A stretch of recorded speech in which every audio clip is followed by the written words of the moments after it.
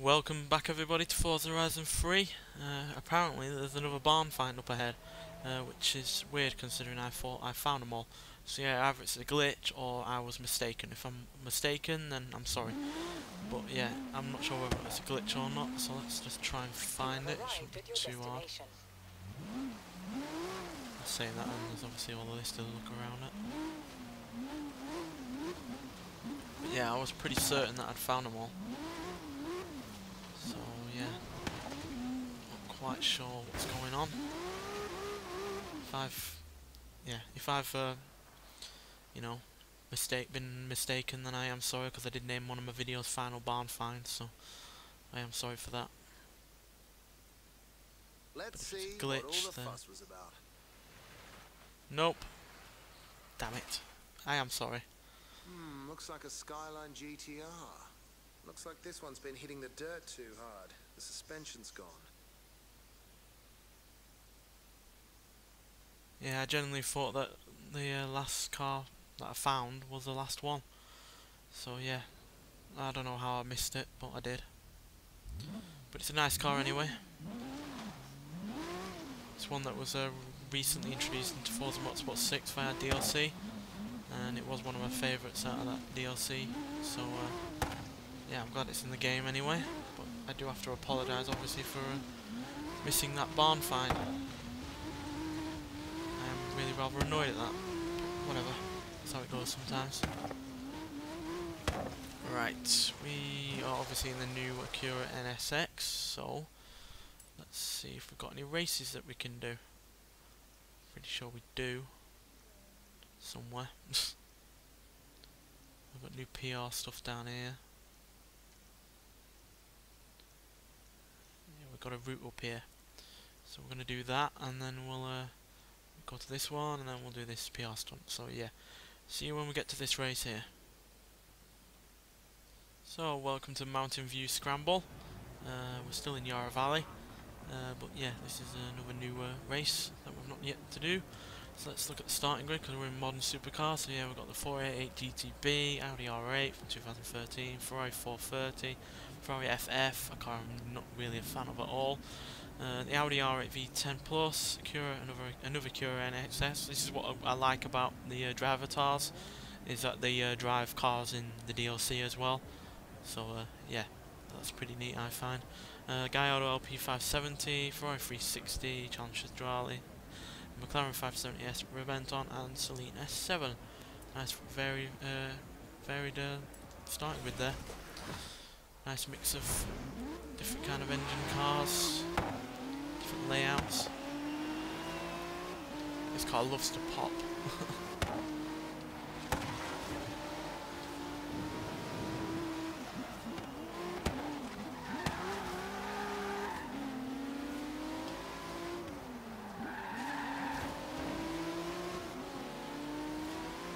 Compared to a lot of the cars here, this is probably one of the least powerful. But, you know, I think I should make up for it by the fact that it handles really rather well. It's got way more torque than you'd ever expect from such a thing. It's not often nowadays that you get cars with more torque than the have horsepower, especially in quick cars.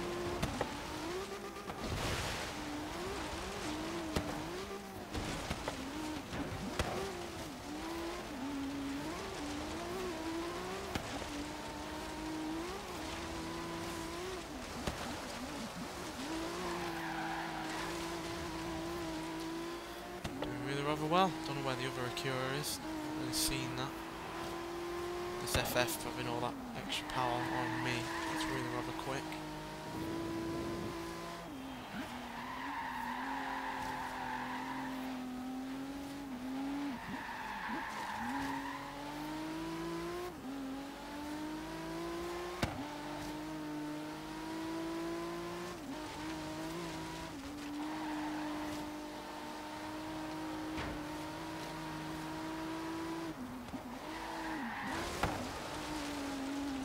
Finding a lot of nice autocross kind of circuits on this game, and this is another one of them.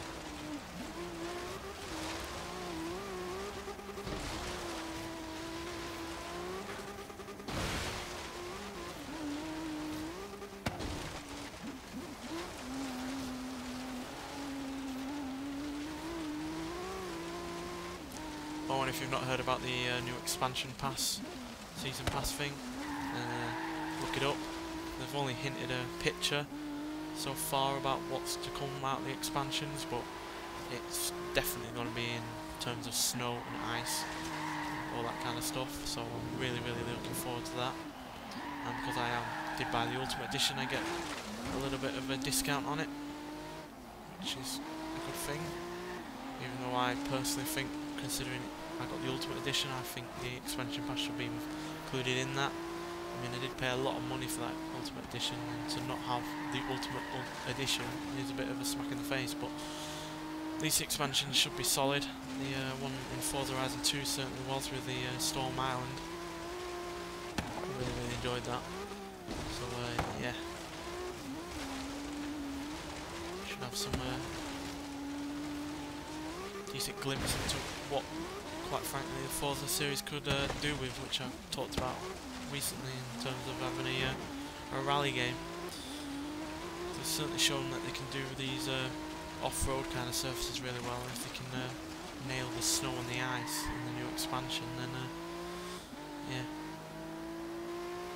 really will kind of prove my point that they can do a rally game. But yeah, good first place there. Wasn't a complete, solidly easy race, but it's fun nonetheless. Just about had the fastest lap time there. There were a couple of others in the 1:08 range though. Yeah, I'm really enjoying this Acura. It's easily my favourite modern car out of the car pack.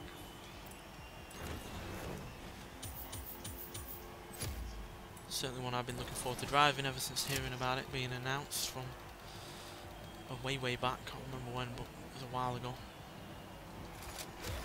Oh, measly 10 grand. It's nothing. Plenty of fans out of that, putting us up to nearly 4 million. Right, let's drive up to the next route. It's not far away. Alright, leave this beast with me. I'll clean her up and report back. In 200 yards. Oh, now you talk about it. I was wondering where his usual quips were at the end of finding the actual car. Keep right. Keep right. Shouldn't take too long though. Certainly won't take as long as that Ferrari did. It took for absolutely ever to get restored.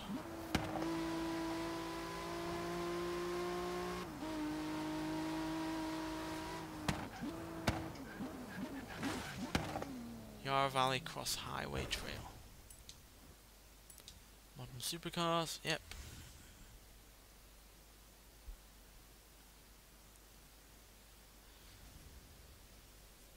I'm not sure when that expansion is out, by the way.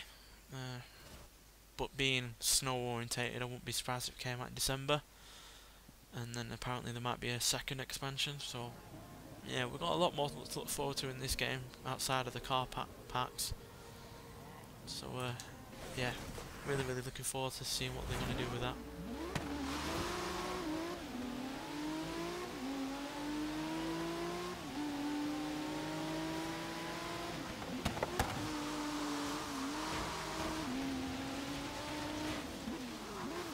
Like I said, there's not been any more announcements outside of a picture in terms of expansion, so I have no idea what kind of cars we could expect to see in it. Though it might not happen, but it would be fun to have a snowmobile in it. I think that would be really cool. But that's probably highly unlikely.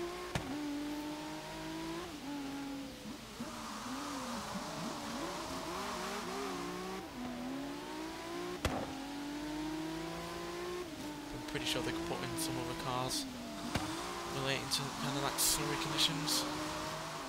Wouldn't be surprised if there's some more rally cars put in. For the Dirt Rally series that I did, we were in plenty of snowy conditions on the parts, so it's reasonable to expect some more rally cars. That is if there are any more cars. There were in the expansion packs for Forza Horizon 2, so it's reasonable to expect there to be more in the new one.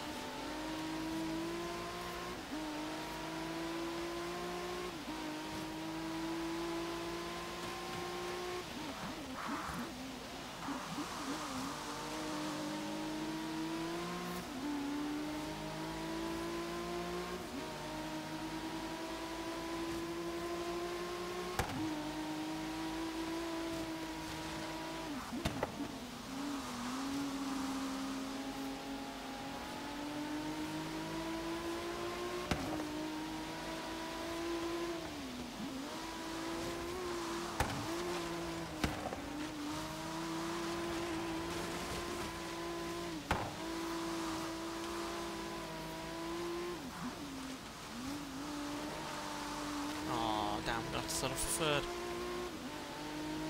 But yeah, this car obviously doesn't have the most power. That 488, for instance, has way more power than I do.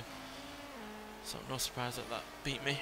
But Celine S7, that does have less power than I do, but it also has a lot less weight as well. And being a more of an exotic supercar than mine, has more downforce, I think, as well. It's got a spoiler on the rear end of it, etc. So yeah, third place is still decent.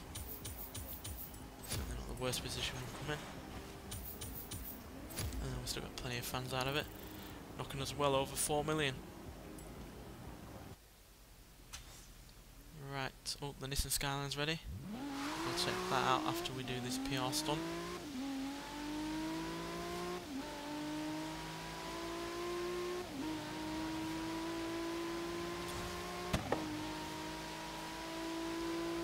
Rainy and at night. Perfect conditions.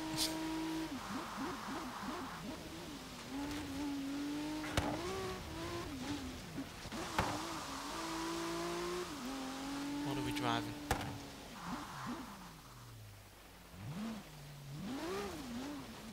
Where is it?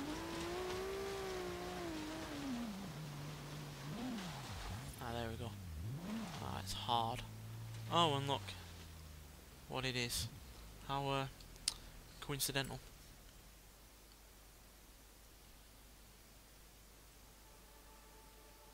Take the Honda NSX-R drifting in the dark. I didn't know this was the NSX bucket list, so yeah, not scripted at all. But it's a really bit weird.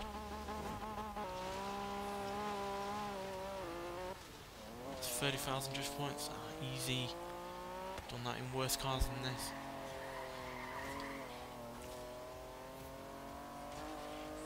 Yeah, as you can see, there's a marked difference between this and the new Honda Acura NSX. This was considered the ultimate version of the NSX at the time, but I think it's been a bit outclassed.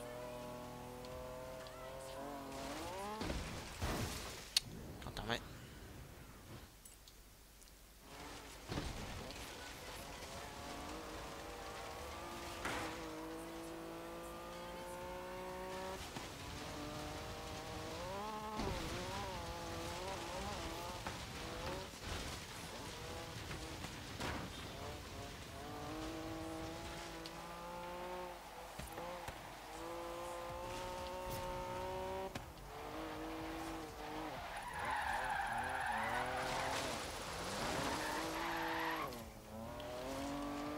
Easy peasy. Why is this considered hard at all? I don't know.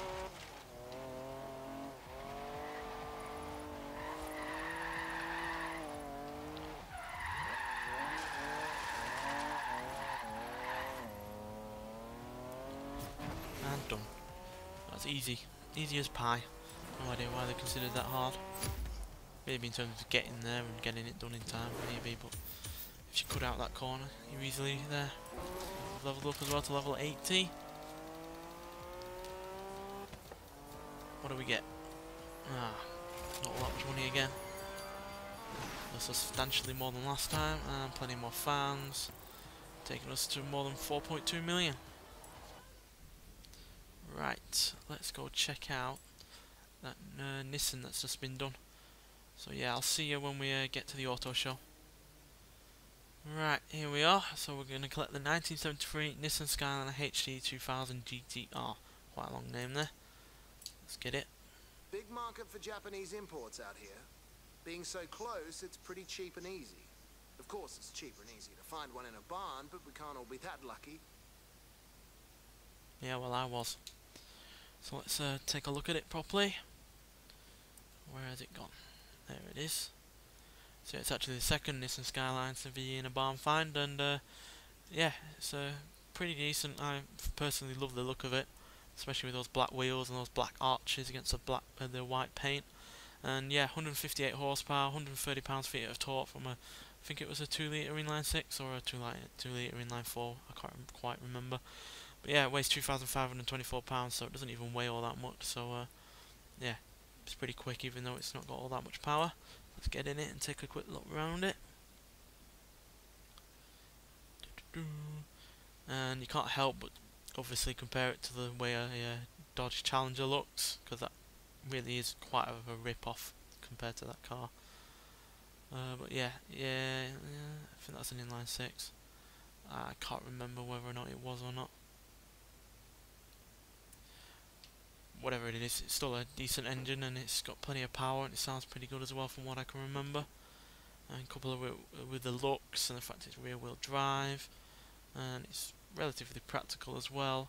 You've got a solid coupe on your hands. Start her up.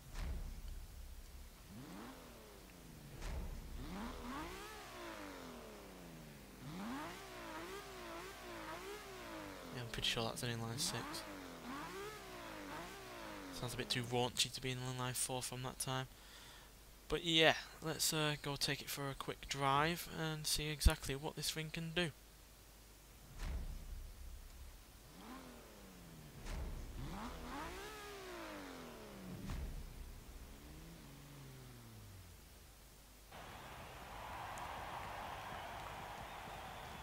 So yeah, let's just take a quick look at the acceleration times.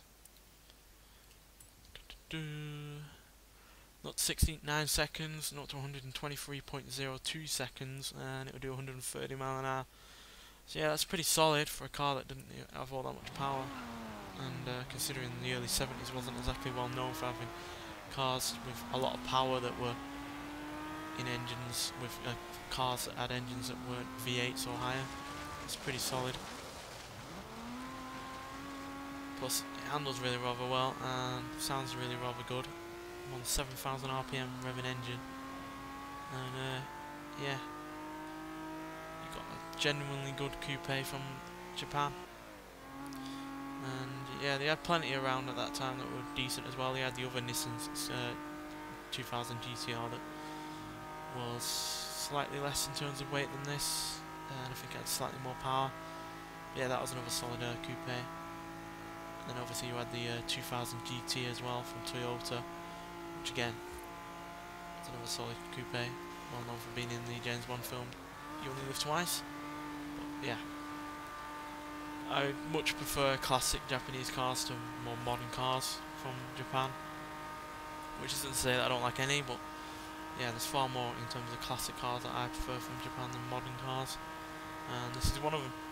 And yeah, really liked it in Forza Motorsport 6 when that was released in the DLC, and yeah, really like it in this game now. Just get to enjoy it on the open road. But yeah, that's it for this episode. I am sorry that I missed this barn find and wrongly counted the last barn find as the final one. But yeah, this is still a solid car, and I'm glad it's in the game. Anyway, thanks for watching, and I'll see you in the next one. Bye.